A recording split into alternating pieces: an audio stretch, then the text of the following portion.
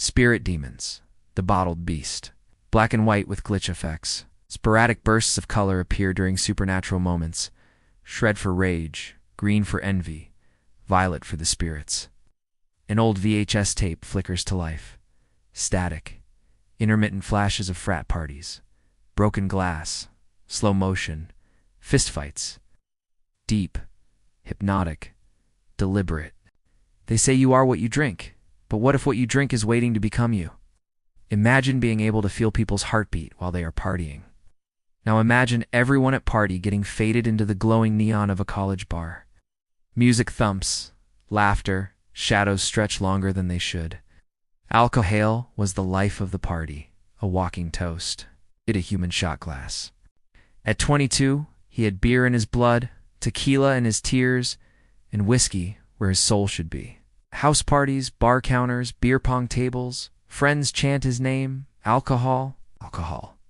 He wore it like a badge, like destiny, like a curse he hadn't read the fine print on, seen the hollow tap room. A bar that doesn't appear on maps. Strange lights, bottles on the wall whisper faintly.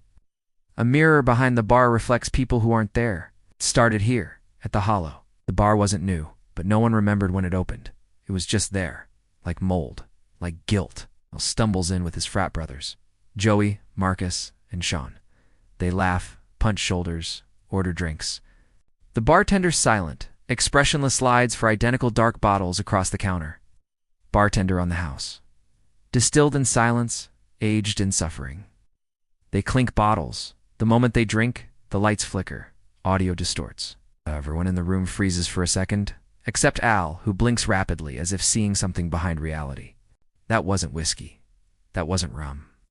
That was history-fomented pain, liquefied rage. A spirit not brewed, but conjured. Montage Al starts drinking more. His eyes darken. His smiles don't reach his eyes anymore. His jokes cut deeper. His touch turns violent. At first it was subtle. A cruel word here. A cracked phone screen there. The kind of darkness you could blame on a hangover. Scene a dorm party. Al shoves Joey during a game. Later Joey's arm is in a sling. He didn't mean it. He was just wasted. Next scene, Al stares at himself in the mirror. His reflection blinks when he doesn't. His mouth doesn't move, but something behind his eyes smiles. Who's in there? The spirit didn't steal his body. It rented it. But with every bottle, every blackout, every bruised knuckle, it paid rent in blood. Scene.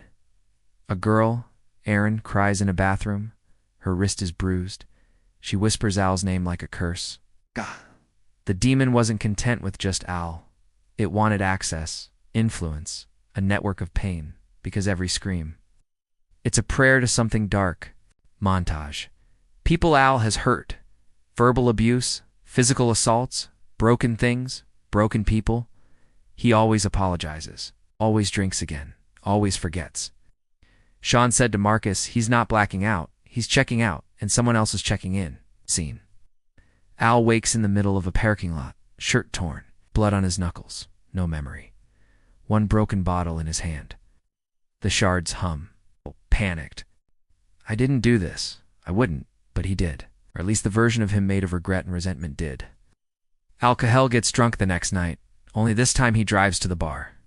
His friends did not realize he had his car keys in hand and was walking towards his vehicle. He gets in and drives off, speeding back and forth from lane to lane. A young lady is walking home from her friend's house and crosses the street as Al is coming down the road. Al runs the girl over, never hitting his brakes, because he never saw the young lady walking across the street. He wakes up the next day, and the young lady being hit by a drunk driver is all over the news. He leaves the house to begin running errands and sees a huge dent and blood all over the front of his car. He has no idea what happened. Scene. Marcus and Joey meet a retired bartender, Delgado, who once worked at the Hollow. Delgado has burned scars and never blinks. Delgado says that place doesn't serve drinks, it serves doors. The bottle ain't the trap, it's the key. They learn the truth. The spirit in the bottle isn't a metaphor, it's a predator. Old, hungry, bound by rituals we call happy hour. They find Al shaking in his room. The walls are covered in bottle caps arranged like sigils. His voice changes mid-sentence. Too late, boys. He's already marinated. The demon was blending now. Possession wasn't a moment. It was a process. An Al was almost fully poured. Scene. The frat brothers tie Al down with soaked bar towels baptized in holy water.